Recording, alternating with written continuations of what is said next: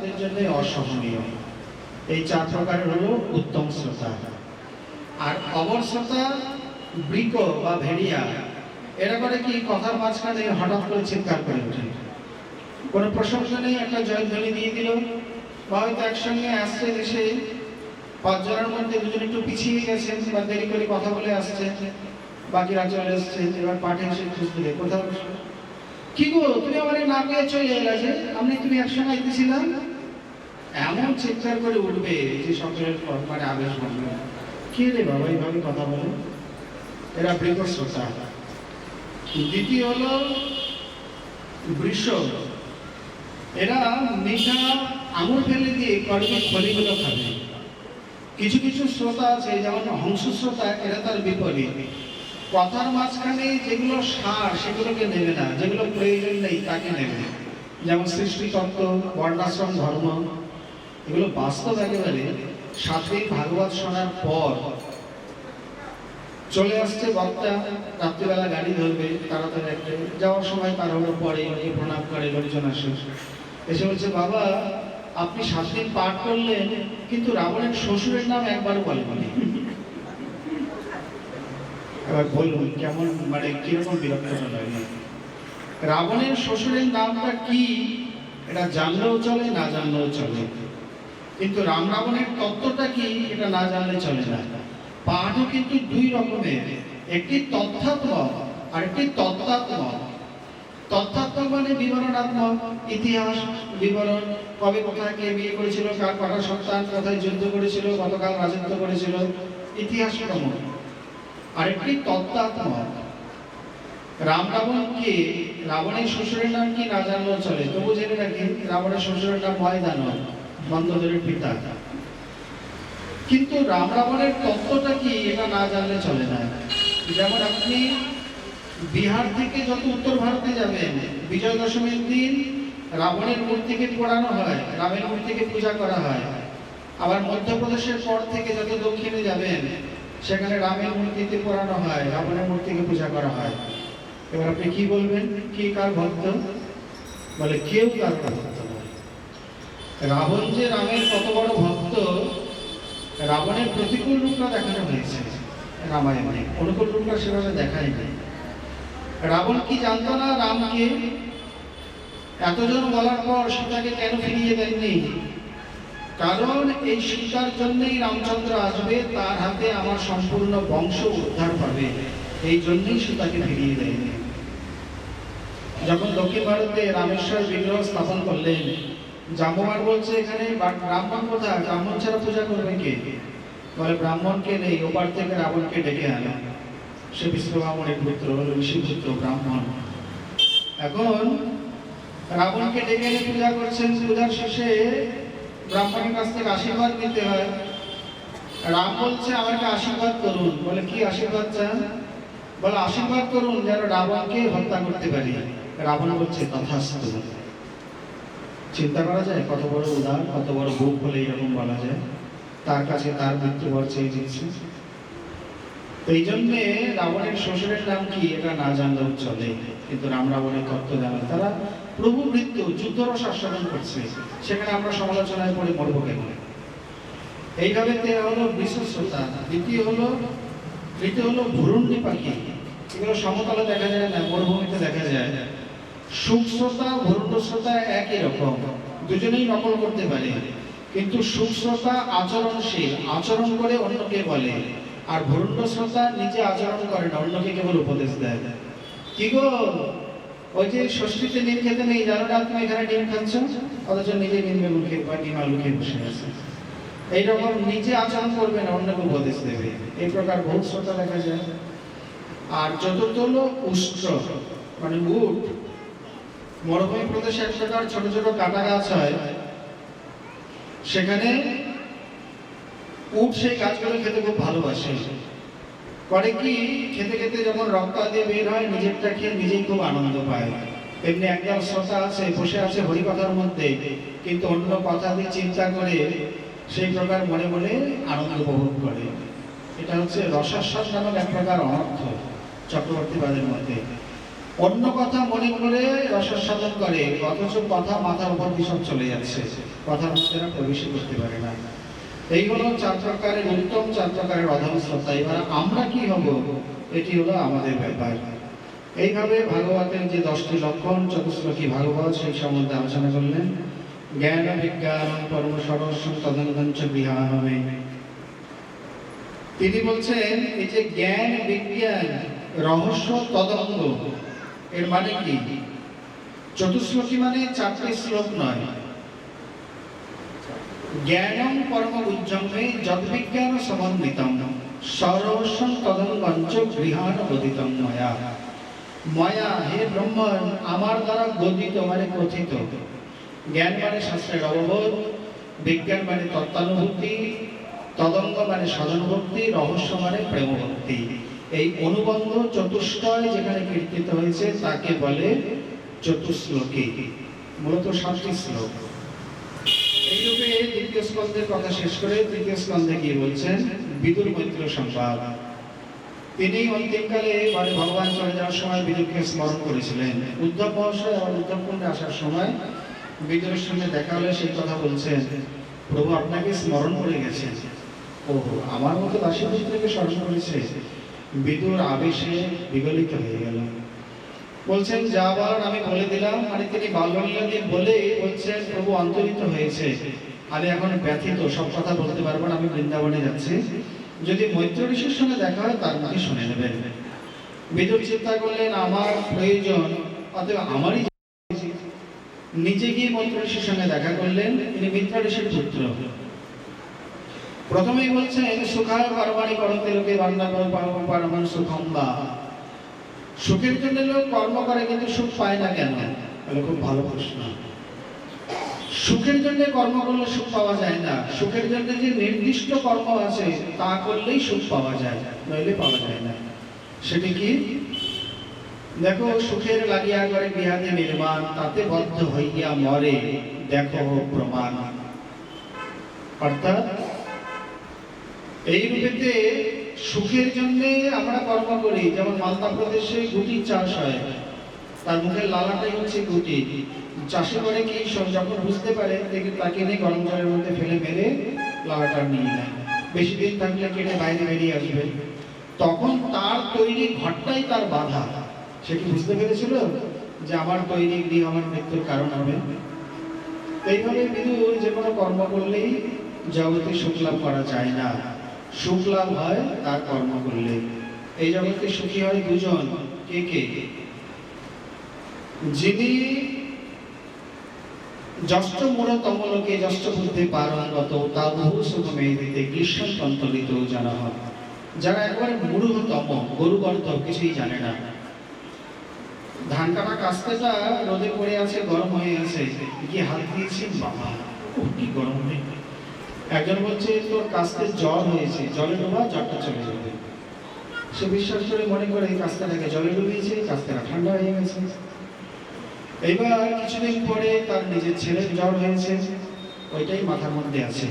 জ্বর হলে জলে ডোবালে জ্বর চলে যায়। ছেলেকে নিয়ে খুব ভালো করে জলে ডুবিয়েছে। একেবারে জ্বর হতে হতে হতে হতে ছেলে তো ছেলে যায়। এরা এদের মতো কিছুই বোঝে না, জানে না। জগতে কিছু লোক আছে, এই বাংলাদেশে হোমিওপ্যাথি চিকিৎসার একটা বৈশিষ্ট্য আছে। ডাক্তাররা করে কি, একটা ওষুধ দিয়ে বলে কি 10 বার ঝাঁকা দিয়ে খাবেন, পুরো 1 লাখ পাওয়া হয়। কেউ কেউ কখনো কখনো দেয়। এক হাঁপানি রোগী সে ডাক্তার বলেছে 10 বার ঝাঁকিয়ে ওষুধ খাবে, সে নিয়ে গিয়ে রোগীকে ভালো করে 10 বার ঝাঁকা দিয়েছে, দিয়ে তারপর ওষুধ দিয়েছে। ওষুধ দিয়ে বলছে এখন সারবে কি, রোগতে গেছে আরো বেড়ে, একেবারে যায় না অবস্থা। ডাক্তারবাবু আপনি কি ওষুধ দিলেন? এই তো রোগ তারও বেড়ে গেল, আগে তার যেমন ছিল এখন তারও বেশি। বলে কেন, কি হয়েছে, কিভাবে দিয়েছে? বলে আপনি যেভাবে বলেছেন আমি 10 বার ঝাঁকা দিয়ে ওষুধ খাইয়ে দিয়েছি। 10 বার ঝাঁকা কাকে দিয়েছে? কেন, রোগীকে? ওরে হতভাগা, রোগীকে বলেছে? বলছি ওষুধটা 10 বার ঝাঁকা দিয়ে তারপর খাবে। এইরকম কিছু কিছু লোক আছে, ডাক্তার বলছে মানে পায়ে হোঁচট খেয়েছে, রক্ত বেরিয়ে গেছে, ব্যথা, খুব ব্যথা, গিয়ে বলছে যে ডাক্তারবাবু একটা কোনো ব্যবস্থা করুন, পা ফেলতে পারছি না, টনটন করছে। একটা ভালো মলম নিয়ে বলছে ব্যথার স্থানে ভালো করে লাগিয়ে দেবে, তাহলে ঠিক হবে। তো করেছে কি, যে জায়গাটা হোঁচট খেয়েছিল পুরো মলমটা সেখানে গিয়ে লাগিয়ে দিয়েছে। এবার দিয়েছে, ব্যথা তো আর সারে না। কি বলছে ডাক্তারবাবু, ওই ব্যথা তো যেমনকার তেমনই গেছে, আরো ব্যথা করছে, টনটন করছে। বলে তুমি মলম লাগাওনি? বলে হ্যাঁ, পুরোটা লাগিয়ে দিয়েছি। পুরোটা? একদিনে পুরো মলম লাগিয়ে দিয়েছে? বলে হয়নি, আরো দু একটা দিলে ভালো হতো। মলম কোথায় লাগিয়েছে? বলে কেন, আপনি বলেছেন ব্যথা স্থানে লাগাতে, যে জায়গাটা ব্যথা পেয়েছি সেই জায়গাটা লাগিয়ে দিয়েছি। হয়েছে আর কি, তোদের মতো এই প্রকার রোগী পেলে আমার ব্যবসা খুব ভালোই চলছে, আরো দু তিনটে মলম নিয়ে যায়। এরা কিন্তু এক প্রকার সুখী। বলে কেন, নিজের পরিবার ছাড়া কিছু জানে না, পাশের বাড়ি আগুন লেগে যায়, নিজের ছেলে ছেলে নিয়ে ব্যস্ত। আর যারা বুদ্ধির পরপারে পৌঁছে গেছে, যেমন কালকে বলবেন ভরত মহারাজের কথা, মারবার জন্য খড়গ উদ্যত, কিন্তু চুপ করে বসে আছে, কোনো প্রকার কোনো চঞ্চলতা নেই। বাদ বাকি আমরা যারা না মুড়ো না পণ্ডিত, এই অল্পবিদ্যা ভয়ঙ্করী, না আমরা দুঃখী না সুখী, আমরা মাঝে মাঝে ঈশ্বর মানে কষ্ট ভোগ করে থাকি।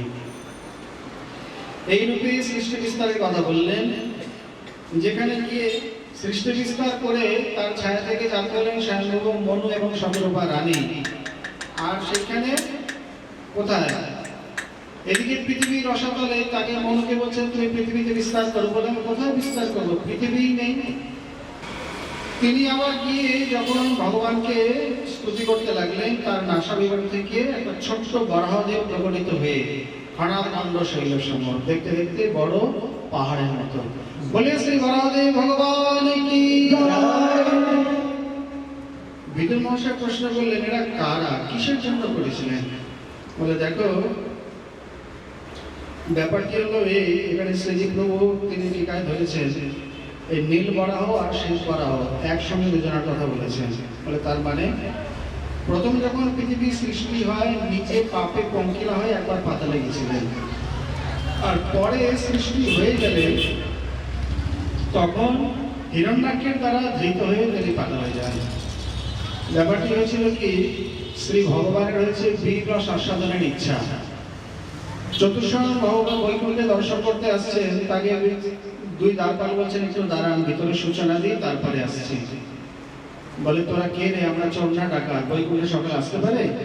আর তোরা এই প্রকার আমাদের বাধা দিচ্ছিস, তোদের যেমন ভেদ বুদ্ধি, যা ভেদকুল অসুর তুলে যায়। শ্রী ভগবান দৌড়ে এসে তার চরণে ছিল চন্দন মিশ্রিত তুলসী, সেই তুলসীর আঘ্রাণ যেমনই নাকে গেছে, সঙ্গে সঙ্গে ভাব পরিবর্তন হলো। কি প্রকার, গিয়ে বলছে চতুর্শনের মন হরিল তুলসীর ঘ্রাণে। কেন? এরা ব্রহ্মবিদ, ব্রহ্ম নির্বিণ্ণ চেতা, এতক্ষণ পর্যন্ত তপস্যার ঔদ্ধত্যে তিনি দ্বারপালকে অপমান করেছেন। বিষ্ণু জন বিষ্ণুর মতনই, কিন্তু ভগবান এসে বিপরীত বললেন, বলছেন আমার আমার ভক্তগণের মাঝখানে যে বাধা সৃষ্টি করবে তাকে এই প্রকার ওষুধ তুলে যেতেই হবে। এটাই তিনি ছল করে বললেন, তা নাহলে বীর রস আস্বাদন হবে না। যদি প্রতিকূলে ভজন করো তাহলে 3 জন্ম পর আমাকে পাবে। সত্যযুগে হলেন হিরণ্যাক্ষ, হিরণ্যকশিপু, ত্রেতা রাবণ কুম্ভকর্ণ, আর দাপরে শিশুপাল দন্তবক্র। তারাই আবার কলিযুগে মহাপ্রভুর সঙ্গে জগাই বাধাই নিয়ে এসছেন। আচ্ছা, চতুর্শনের এই ভাবটা আগে হলো না কেন? বলে কৃপা ভাই তবে জানি জব দিখে আপনা দোষ। ভক্তি না হলে নিজের দোষ নিজের চোখে ধরা পড়ে না। ভগবানের নির্মাল্যের আঘ্রাণ গ্রহণ 64 প্রকার ভক্তি অঙ্গের মধ্যে এক প্রকার, যেমনই সেই আঘ্রাণ তারা গ্রহণ করলেন, সঙ্গে সঙ্গে ভক্তি লাভ করে প্রভুর কৃপায় নিজের দোষটা ত্রুটিটা বুঝতে পারলেন। তারা নিজেই বলছেন সত্যি এরা দ্বারপাল, তাদের কাজ তারা করেছে, আমরা বৃথা অভিশাপ দিলাম। প্রভু এদের উদ্ধারের জন্য এক জন্ম আমরাও নিলাম। এই চতুর্শনের মিলিত রূপই হলো প্রহ্লাদ। এইভাবে এক জন্ম ভগবান নিল, এক জন্ম লক্ষ্মী দেবী নিলেন। লক্ষ্মী দেবী কোনো সময় বিরূপ মনোভাব করেছিলেন, প্রভু যখন যমনিকায় থাকে তখন এটা আমার উপর অত্যাচার করবে না তো, এটা বৃথা দোষারোপ। জয় বিজয় তো কোনোদিন করেনি, তাহলে করলে কেন? এই জন্য লক্ষ্মী দেবী সীতা রূপে এক জন্মে তার উদ্ধারের ভাগ নিলেন। এই রূপেতে তারা দুই ভাই অভিশপ্ত হয়ে আছে। ওদিকে দ্বিতীয়াদি কশ্যপের 13টি কন্যার সকলের মানে অদ্বিতীয়াদি সন্তান হয়ে গেছে, দ্বিতীয় কোনো সন্তান নেই। দক্ষের যে 13টি কন্যা তাকে বিবাহ করেছিলেন কশ্যপ একসঙ্গে। কশ্যপ মহান প্রজাপতি, যার 13টি কন্যার থেকে 13 রকমের প্রজাপতি। অদিতি থেকে আদিত্য মানে দেবতাগণ, তিতির থেকে দৈত্য, ধনু থেকে দানব, তিমির থেকে জলচর ইত্যাদি। দিতি বলছেন আমার সব বোনেদের সন্তান হলো, আমার এখন হয়নি, এখনই আমাকে সন্তান দিতে হবে। দূর পাকলি এই প্রকার সন্ধ্যাবেলায় কর্ম কেউ করে? বলেন আমি জানি না, আমাকে দিতেই হবে। করলেন কি, বারবার বলাতে কামা তুরাণাং নভয়ঙ্কর লজ্জা, ঋষি কুপিত হয়ে গর্ভধারণ করলেন। সঙ্গে সঙ্গে অভিশাপ দিয়ে দিলেন, তোর গর্ভে যে যমজ পুত্র হবে তাদের অত্যাচারে পৃথিবী ত্রাহি ত্রাহি করবে। এই গর্ভধারণ পরে তখন লজ্জিত হয়ে ক্ষমা প্রার্থনা করলেন। বলে ঠিক আছে, তুই যখন ক্ষমা চাইছিস তোর পুত্রের এমন পুত্র হবে যার যশ ত্রিভুবন গাইবে, আগামী দিন আমরা গাইব। হিরণ্যকশিপুর পুত্র প্রহ্লাদ। সন্ধ্যাবেলায় 4টি কর্ম করতে নেই, দ্বিতীয় হলো এখানে বড় অপরাধ। এক তো কালকে লঙ্ঘন করলেন, সন্ধ্যাবেলা মহাদেব ভ্রমণে বের হয়, সন্ধ্যাবেলা এইসব করতে নেই। দ্বিতীয়ত স্বামীর বাক্যকে লঙ্ঘন করলেন। তৃতীয়ত মহাদেবের চরণে অপরাধ হল। সন্ধ্যাবেলায় শয়ন, ভোজন, অধ্যয়ন আর মৈথুন এই 4টি কর্ম কোনো মতেই করণীয় নয়। সন্ধ্যাবেলায় যারা শয়ন করে থাকে, বিশেষ করে কুলবধূ বা গৃহবধূ, সেখানে অলক্ষ্মী প্রবেশ করে লক্ষ্মী সেই ঘর থেকে বেরিয়ে যায়। যতই কষ্ট উঠে বসতে হয় বা সন্ধ্যাবাতি দিতে হয়, সংশোধনী আদি করতে হয়, সন্ধ্যাবেলা ভোজন করতে নেই। কিছু কিছু রোগ জীবাণু আছে যারা সূর্যালোকে গ্রাস করতে পারে না, কিন্তু সূর্যাস্তের সঙ্গে সঙ্গে কেউ যদি ভোজন করে, ওই ভোজ্য পদার্থের সঙ্গে রোগ জীবাণু গ্রাস করে, সে রোগী হবে। সন্ধ্যা দুবেলায় হয়, দিন চলে যাচ্ছে রাত্রি আসছে, এটি হলো সায়ন সন্ধ্যা, রাত্রি চলে যাচ্ছে দিন আসছে, এটি হলো প্রাতকালীন সন্ধ্যা। সন্ধ্যা মানে সন্ধি কাল, অতি উভয় সন্ধ্যাতেই একই নিয়ম। আর সন্ধ্যাবেলা অধ্যয়ন করতে নেই, পূর্বের পড়া সব ভুলে যায়, সন্ধ্যাকালকে বাদ দিয়ে অধ্যয়ন করতে হয়। আর সন্ধ্যাবেলায় বিষয় ভোগ করতে নেই। এই প্রকার মাথা ফাটানো পুত্র জন্ম নেয়। যদ্যপি ঋষি কুমার ব্রাহ্মণ, তথাপি এই প্রকার দৈত্য জাত হলেন। আশ্চর্য নয়? আত্মাটা হচ্ছে ভগবানের পার্শ্ব, অংশটা হলো ঋষির অংশ। কেবলমাত্র মুহূর্ত দোষীতে এই প্রকার দৈত্য জন্ম নিল। সেই তাদের মধ্যে হিরণ্যাক্ষ হলেন সত্তারূপী লোভের প্রতীক।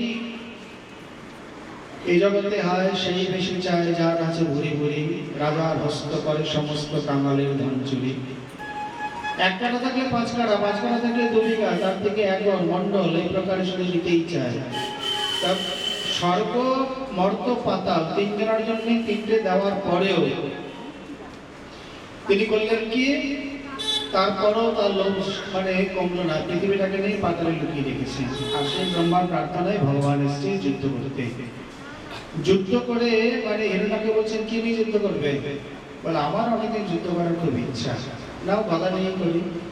2 প্রভুবৃত্ত গদা নিয়ে চটাচট ফটাফট যুদ্ধ করতে করতে যখন কোনো মতেই পারলেন না, বিরাট মায়া বিস্তার করলেন। ব্রহ্মা বলছে প্রভু এরা বড় মায়াবী, সন্ধ্যা হলে শক্তি বেড়ে যাবে, তার আগে হত্যা করুন। প্রভু বলছে আমি মায়াপতি, আর আমাকে কিনা মায়ার ভয় দেখাচ্ছে। যেমনই সুদর্শন চক্রকে আহ্বান করলেন, স্মরণ করলেন, সঙ্গে সঙ্গে মায়া কোথায় দূর হয়ে গেল। হিরণ্যাক্ষকে দেখেই বলছেন এনে গ্রাম সিংহ পতাকার, নে গদা নে।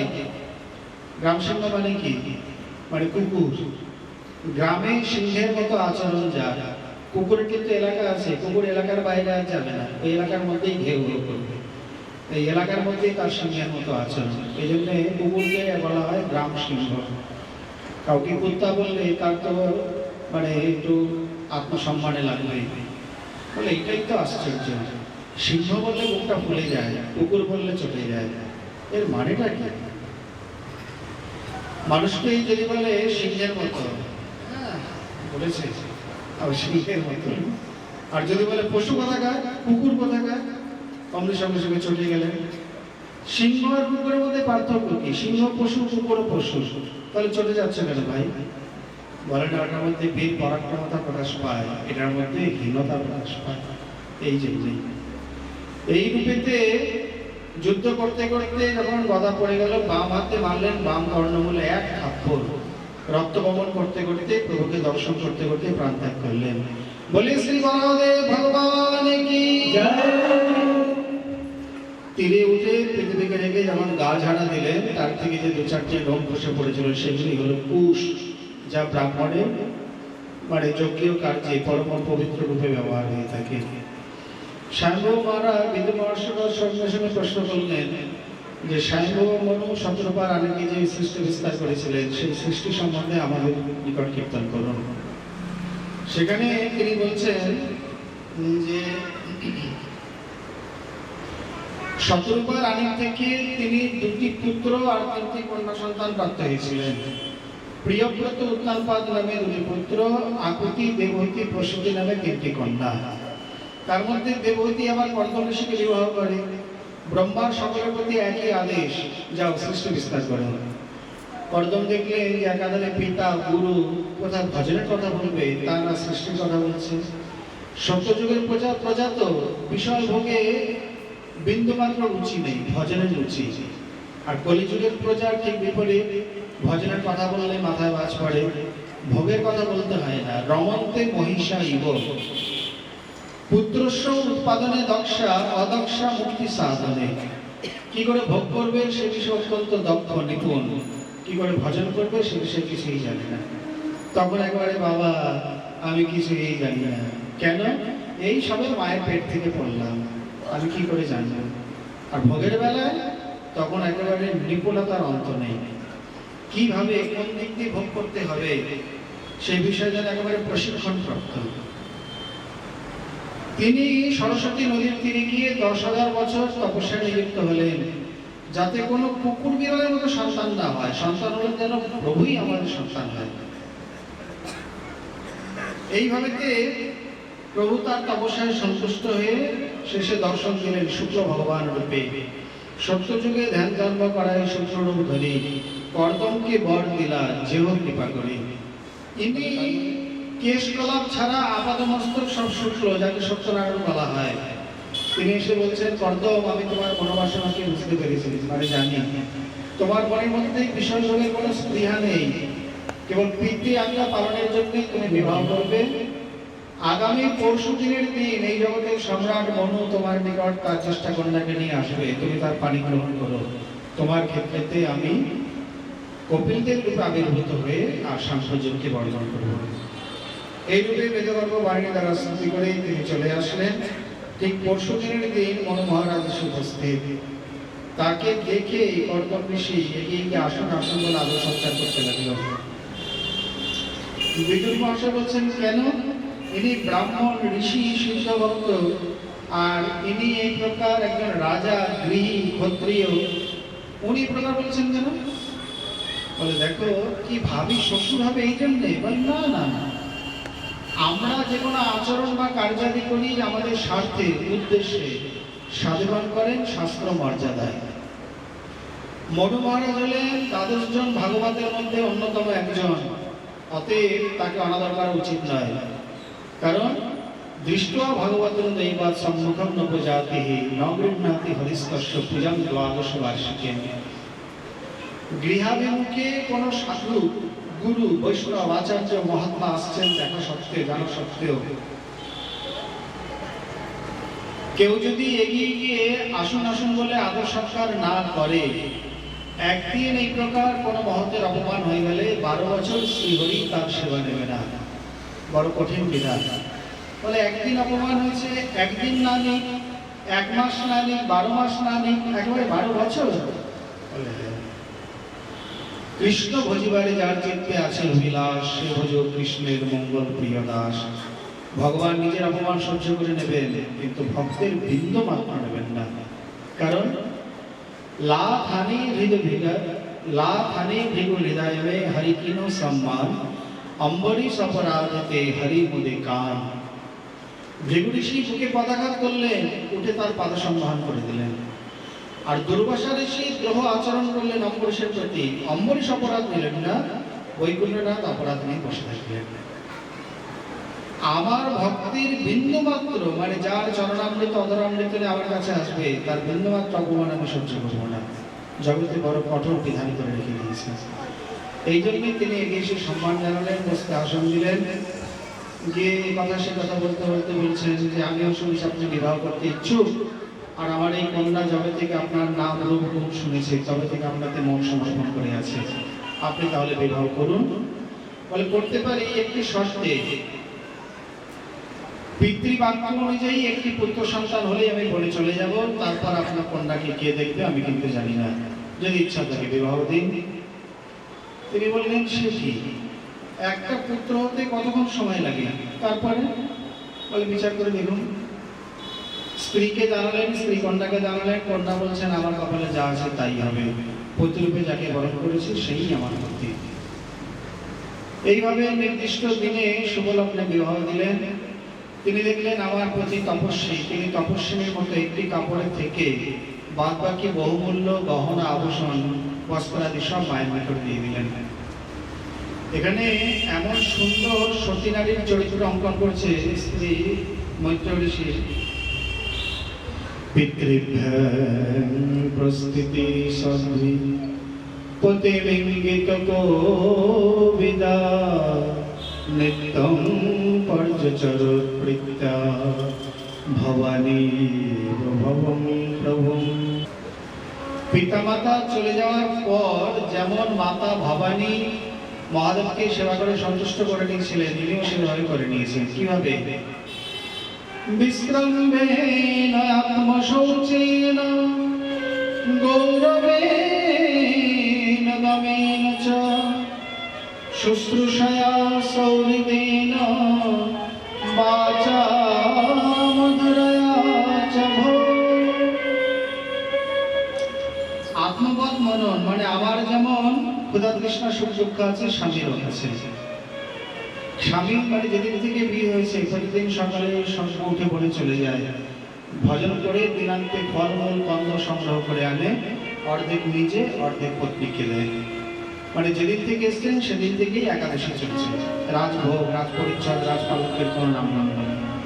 তবুও বলে না যে আমাকে একটা কাপড় অন্তত দিন, একটাই বসন পড়তে পড়তে ছিঁড়ে যাচ্ছে, কোনো মধ্যে গার্ড দিয়ে লজ্জা নিবারণ করে, তাও বলে না যে আমরা একটা কাপড় দিই।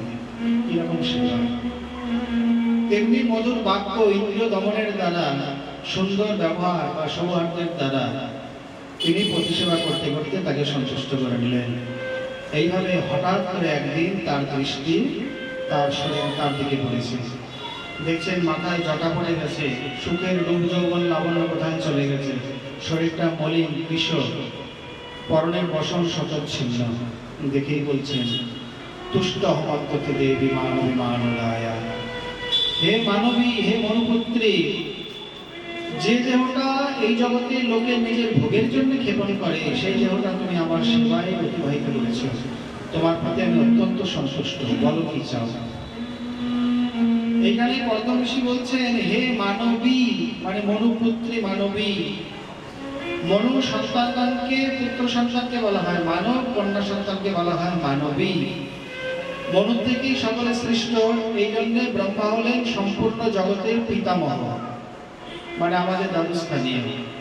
কিন্তু জড়বিজ্ঞান দেখুন কত অনুমানে কথা বলে, বলে আমাদের পূর্বপুরুষ নাকি চতুষ্পদ প্রাণী, মানব শিল্পাঞ্চি ইত্যাদি, তাদের থেকে আমাদের সৃষ্টি হয়েছে। ভাগবত কিন্তু সে কথা বলে না। ভাগবত বলছে আমাদের পূর্বপুরুষ মনু মহারাজ, যিনি জ্ঞান বিজ্ঞানময় পুরুষ, দ্বাদশজন ভাগবতের মধ্যে অন্যতম একজন, ভগবানের শক্তি, তার থেকে আমরা আসছি সরাসরি। পশুর থেকে মানুষ হবে কেন? এগুলো ভ্রমাত্মক সত্য, অথচ জড়বিজ্ঞান বলে থাকে অনুমানে। কত এই প্রকার যে আনুমানিক সত্য দিয়ে গেছে তার ঠিক ঠিকানা নেই। এখানে তিনি মনুর পুত্রী বলে তাকে বলা হয় মানবী। পশুর থেকে মানুষ হয় না, মনুর থেকে যারা আসছে তারাই হচ্ছে মানব এবং মানবী। যাই হোক, উনি তার 10,000 বছরের তপস্যার ফল তাকে দিয়ে দিলেন দেবহূতিকে। প্রতি পদে পদে এখানে শিক্ষা। আমরা কিভাবে এগোবো জানি না। আশ্রয় লইয়া ভজে তারে কৃষ্ণ নাহি তজে, আর সব মরে অকারণ। ঠাকুর মশাইয়ের এই ত্রিপদীর তাৎপর্য আমরা কর্দম চরিত্রে ভাগবতে দেখতে পাই। কি প্রকারে? কর্দম ঋষি তপস্যা করেছেন 10,000 বছর ধরে। সেই 10,000 বছরের তপস্যার ফল পেয়ে গেল দেবতী মা কদিনে, মাত্র কিছুদিন সেবা করে, তার 10,000 বছর লাগলো না। তেমনি যারা গুরু বৈষ্ণবের আনুগত্যে তাদের আশ্রয় ভজন করে, গুরুদেব হয়তো 70 বছর ধরে ব্রজবাস করে নির্জলা ব্রত করছে, পরিক্রমা দিয়েছে, সে গুরু সেবা করেছে, মাধুকরী করে ভজন করেছে, তার সম্পূর্ণ ভজনের ফল কোন শ্রদ্ধালু শিষ্য 2-10 বছর গুরু সেবা করে সম্পূর্ণটা প্রাপ্ত হয়ে যায়। অতএব আশ্রয় নিয়ে যিনি ভজন করেন তিনি হচ্ছেন বুদ্ধিমান। ভক্তি মার্গে স্বতন্ত্রতার কোনো মূল্য নেই, বরঞ্চ সে দুর্ভাগা, সে হতভাগা। যেমন ছিন্ন মেঘস্য তা দশা, এক টুকরো ছিন্ন মেঘ তার কি দশা হয়, কি দশা হবে? বায়ু ইচ্ছা মতো তাকে চারদিকে ঘুরিয়ে বেড়ায়। কিন্তু যে মেঘগুলো আশ্রয় নিয়ে থাকে, অনেক বড় মেঘখণ্ড, তাকে বায়ু অত সহজে তাড়িত করতে পারে না, কারণ সে বিশাল, সে আশ্রয় নিয়েছে। বনে কোন হরিণগুলো শিকার করতে হয় জানেন? যে হরিণগুলো দল ছেড়ে একা একা বেরিয়ে যায়, সেই হরিণগুলোকে বাঘ সাধারণত শিকার করে। কারণ